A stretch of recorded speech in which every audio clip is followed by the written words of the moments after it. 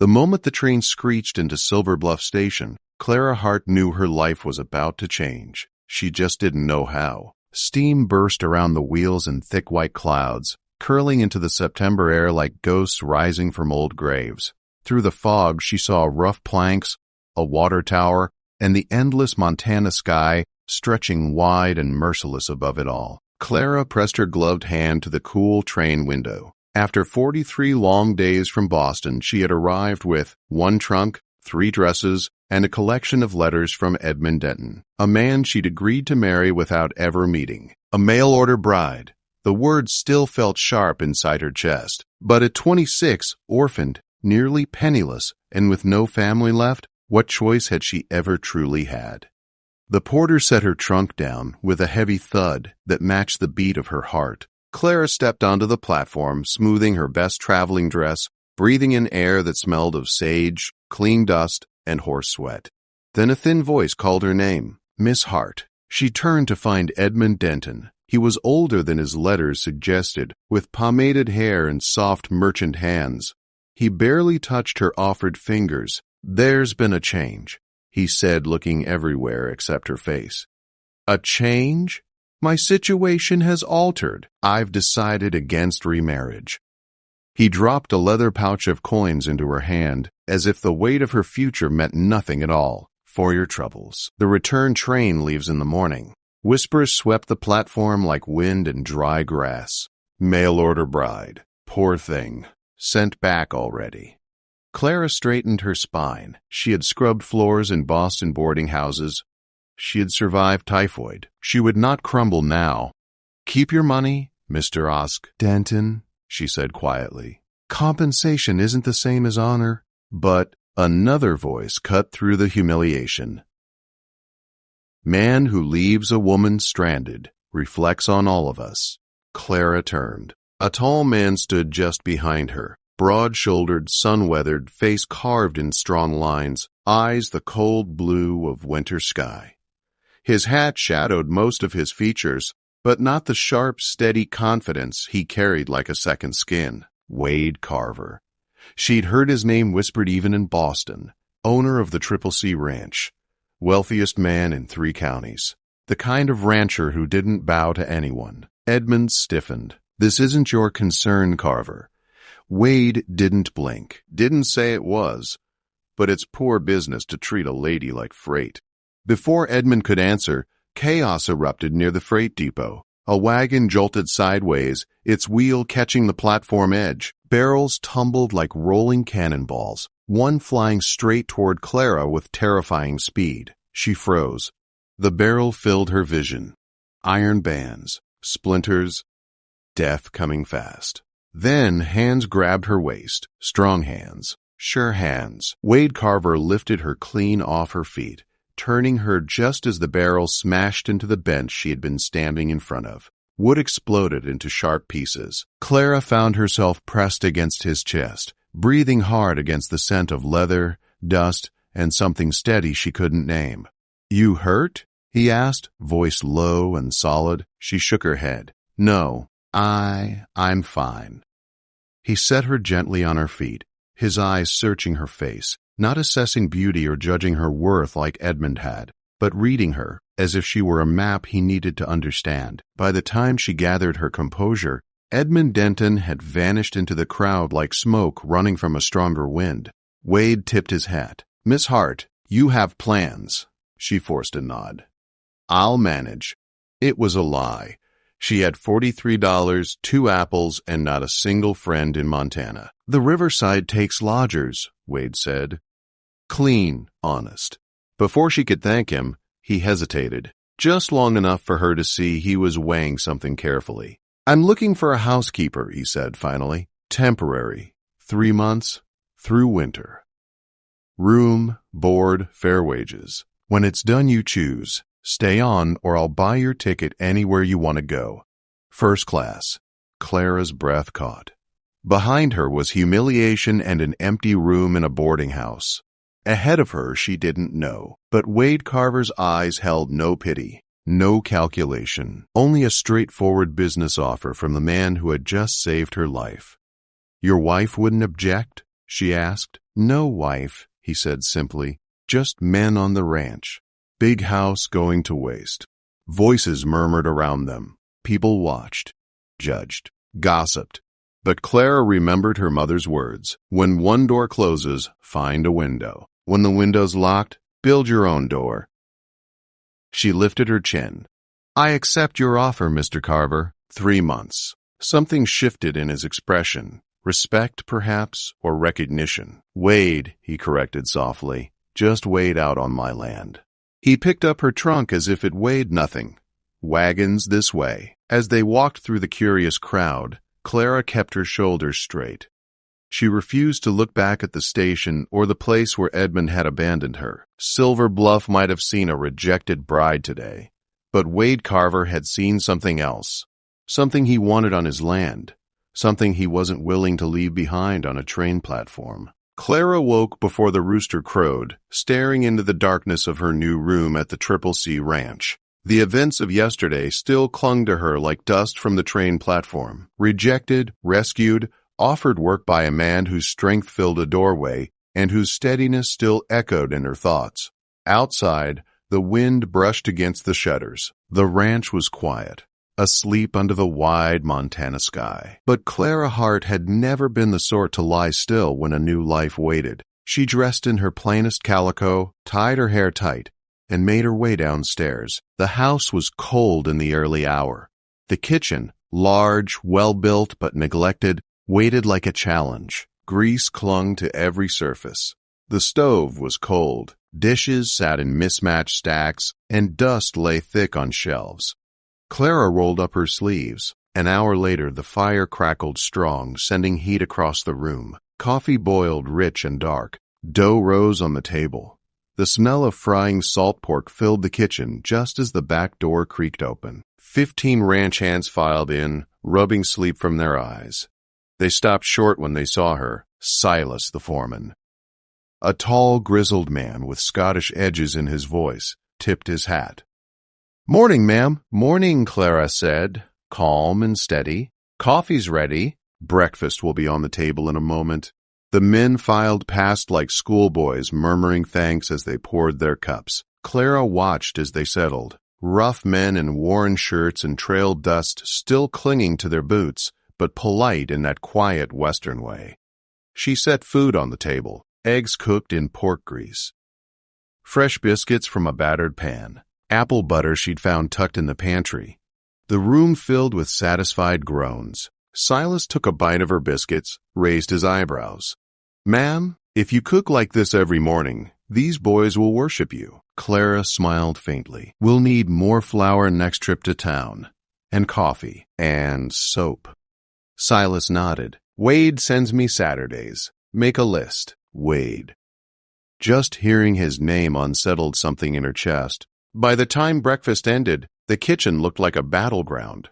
Clara gathered plates as the men headed out, each offering a polite, "Thank you, Miss Clara." She was still cleaning when Wade appeared in the doorway. His hat was pushed back, his shirt sleeves rolled up, hair damp from the morning ride. He smelled of horses and cold wind, and something steady she was already coming to recognize. "You've been busy," he said, looking around at the gleaming counters, washed dishes, reorganized shelves. "I needed to make the kitchen workable. It looks different." His eyes softened. "Better." Clara poured him coffee. "You take sugar?" "No, just strong." She handed him the cup.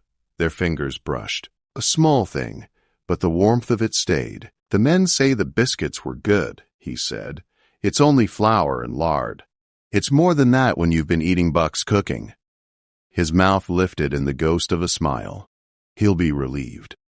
Clara only nodded, unsure how to respond to the way he was looking at her. Not like Edmund had, calculating her worth, but like he was learning her, piece by piece. "Settle in all right?" he asked. "Yes, thank you." Wade hesitated at the door, then turned back. "Clara, the house hasn't had a woman's touch since my mother passed. Whatever you think needs doing, do it. You don't need to ask." The words hit deeper than she expected. "Thank you," she said quietly. He nodded once, then headed out to the corral, boots echoing on the floorboards. leaving Clara with warm coffee and a kitchen full of possibility. By midday, she had cleaned half the house. She found rooms unused for years, curtains sagging, dust thick enough to write in. She found Wade's office, ledgers piled high, papers scattered like a storm had blown through. She didn't touch that space. Not yet. Lunch came together with leftover beef, onions, and fresh bread. When she knocked on Wade's office door, he called, "Come." He sat at the desk, shirt sleeves rolled tight over strong forearms, pencil between his fingers. The sight made Clara's breath catch. "I brought your lunch," she said. "Join me." That wouldn't be proper. He looked up, blue eyes steady. Proper is whatever keeps this ranch running smooth. So she sat across from him. "Tell me what needs fixing," he said. She listed everything: the sticking windows, the broken step, the pantry shelves that needed rebuilding, the spring house door that didn't latch. He wrote each down, nodding with quiet approval. "You manage accounts?" he asked. "I kept books for a millinery shop. Then you'll help Silas with the ranch ledgers?" His eyes aren't what they used to be. Clara blinked. "You'd trust me with that?"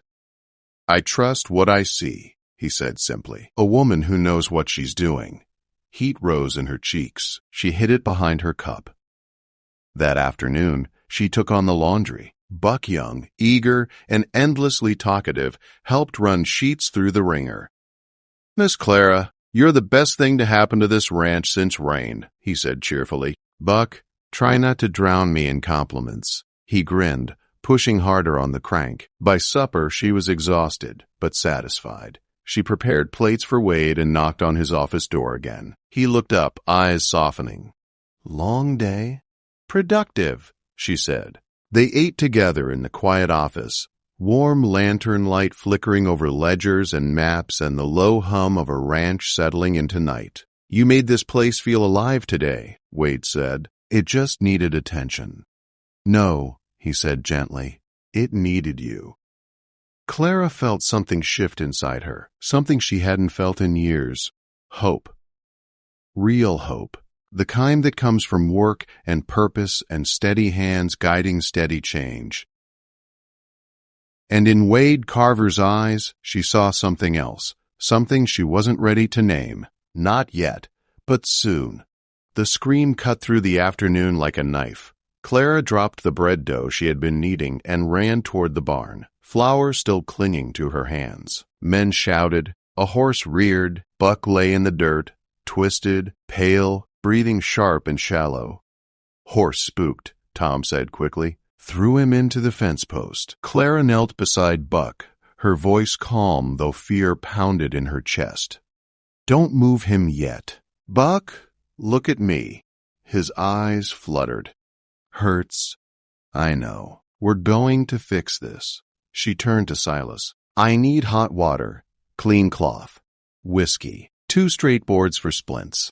No one questioned her. They ran. Buck's left arm bent in a way no arm should. Blood ran from a cut above his brow. His breath hitched painfully.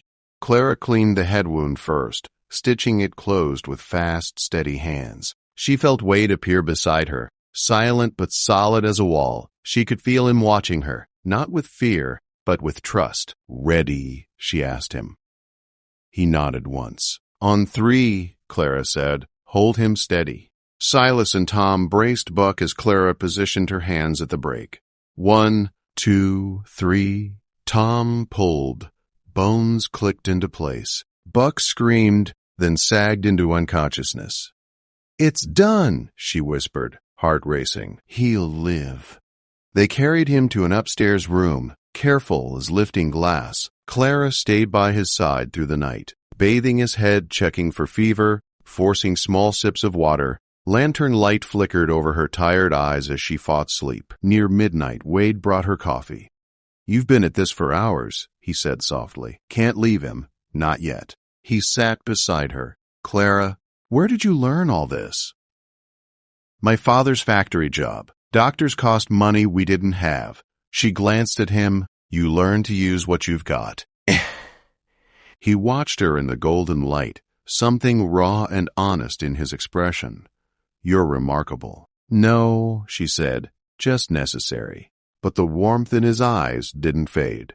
Buck improved by dawn. By breakfast, Clara was cooking again, keeping her routine steady as the ranch settled back into normal.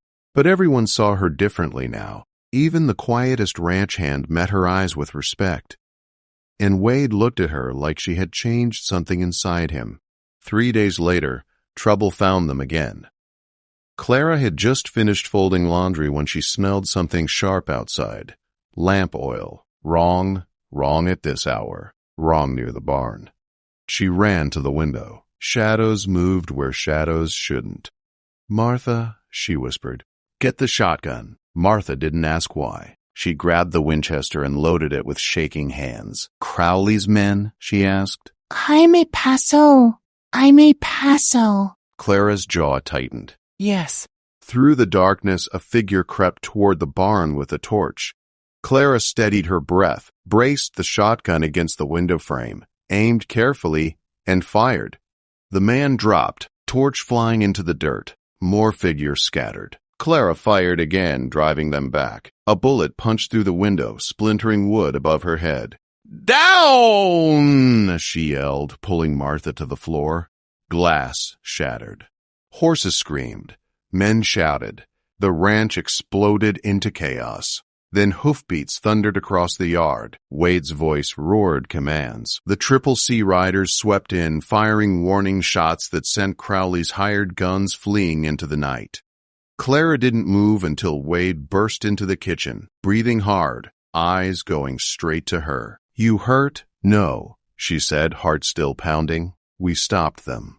He stepped closer, hands gentle but firm on her arms. "Clara, you and Martha held off half a gang." "We held off destruction," she corrected softly. His thumb brushed a cut on her cheek. "You're shaking." "I'm fine, Clara," he said, voice dropping.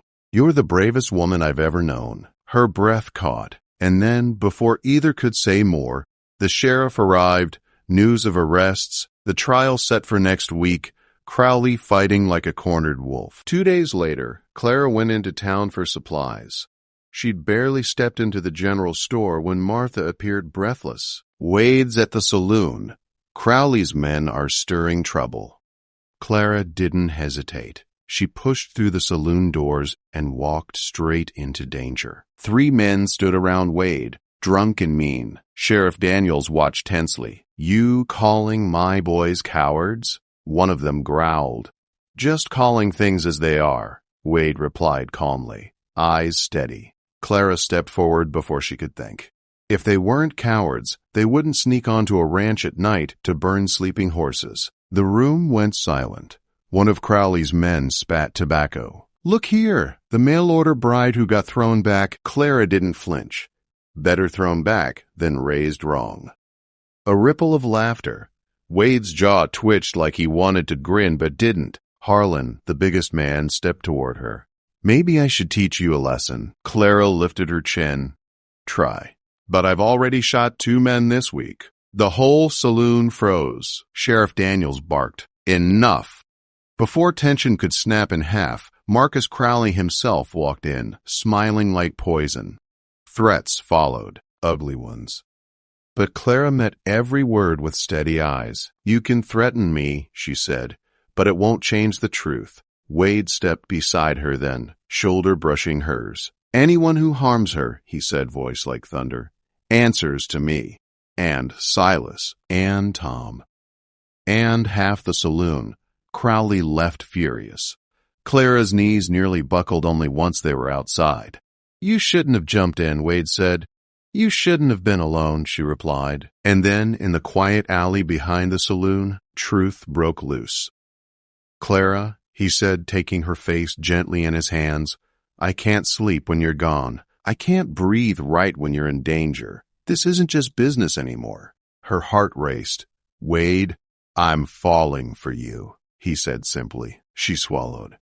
"Then we're both in trouble." And when he kissed her, soft, certain, it felt less like beginning and more like coming home. 3 months later, Clara Hart stood on a hill beside Wade Carver, the new house rising behind them, and a wedding ring warm on her finger.